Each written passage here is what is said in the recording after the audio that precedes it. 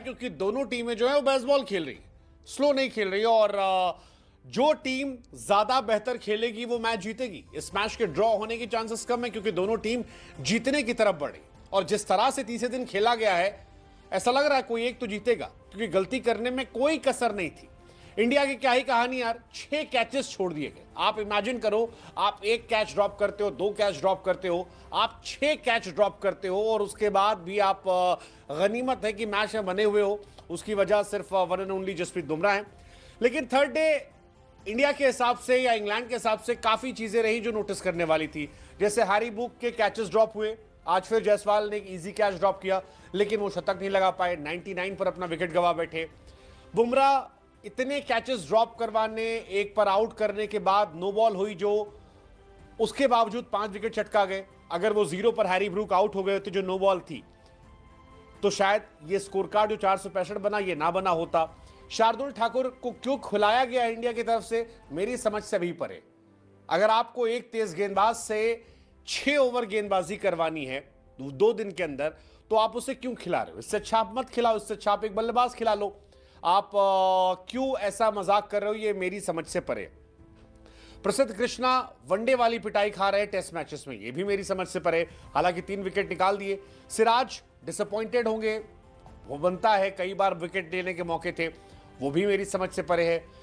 Sai Sudarshan finally मौका मिला, एक कैच भी ड्रॉप हुआ, लगा कि यार चलो किस्मत जो है वो बराबरी का खेल खेल रही है, उधर हम उनके कैचेस ड्रॉप कर रहे हैं, हमारे ड्रॉप कर रहे हैं। लेकिन सेकेंड इनिंग में भी वो रन नहीं बना पाए और जब थर्ड डे मैच खत्म हुआ तो इंडिया 90 फॉर 2 थी। उससे पहले इंग्लैंड 465 थी, यानी इंग्लैंड सिर्फ इंडिया से 5 रन पीछे थी और इस तरीके से इंडिया 96 रन की लीड ले चुकी है।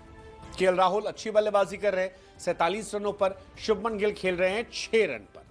लेकिन सवाल यह कि यहां से आगे क्या? इंडिया के पास 8 विकेट है और अगर 350 या 300 से नीचे बनते हैं तो यह मैच मुश्किल में फंस जाएगा क्योंकि इंडियन गेंदबाजी जो है वो बहुत इफेक्टिव नहीं है, कैप्टेंसी बहुत इफेक्टिव नहीं है, फील्डिंग बहुत बिलो एवरेज है। यशस्वी जायसवाल ने आज भी कैचेस ड्रॉप किए और केवल 4 रन बनाकर वो आउट हो गए। साई सुदर्शन को बेन स्टोक्स एक बार फिर ले गए, तो ये परेशानियों का सबब है। हालांकि अच्छी बात यह कि राहुल टिके हुए हैं, राहुल के साथ आपके पास एक बड़ा प्लेयर है Shubman Gill, you have Rishabh Pant, you have Ravindra Jadeja, you have Karun Nair. But कितने इफेक्टिव होंगे फोर्थ डे? क्या इंग्लैंड गेंदबाजी धारदार होगी या इंडिया की बल्लेबाजी असरदार होगी या इंडिया बेअसर होगी, ये देखने वाली बात होगी। ये बड़ा इंपॉर्टेंट मैच है। मुझे लग रहा है कि इंडिया फोर्थ डे खेलेगी, शायद शाम तक खेले, 3 सेशन तो खेल सकते हैं इंडिया। और अगर इंडिया फोर्थ डे 250-300 बना लेती है तो फिर लगभग 400 रनों की लीड हो जाएगी, जो शायद फोर्थ इनिंग के हिसाब से बेहतरीन हो सकती है। होगी नहीं होगी पता नहीं, क्योंकि ये पिच जो है ये कुछ क्लैरिटी नहीं दे रही है। अगर इंडिया फील्डिंग बेहतर करेगी तो शायद मैच जीत सकते हैं, बट अगर इंग्लैंड ने गेंदबाजी अच्छी कर दी तो मामला गड़बड़ हो जाएगा। खैर, ये तो अगर मगर की बातें हैं, लेकिन जो हुआ वो ये था कि हैरी ब्रूक का दिल टूटा होगा। 99 पर आउट हुए, 11 चौके 2 छक्के मारे थे, एक और शतक लगा सकते थे। हालांकि उनके लिए मुझे पर्सनली बुरा नहीं लग रहा क्योंकि हैरी ब्रूक 0 पर आउट हुए थे, नो बॉल थी। हैरी ब्रूक का कैच 46 रन पर ड्रॉप हुआ था। अगेन मुझे लगा कि यार उस ड्रॉप कैच में उनको आउट होना चाहिए था। फिर हैरी ब्रूक का कैच 86 रन पर ड्रॉप हुआ जायसवाल की तरफ से।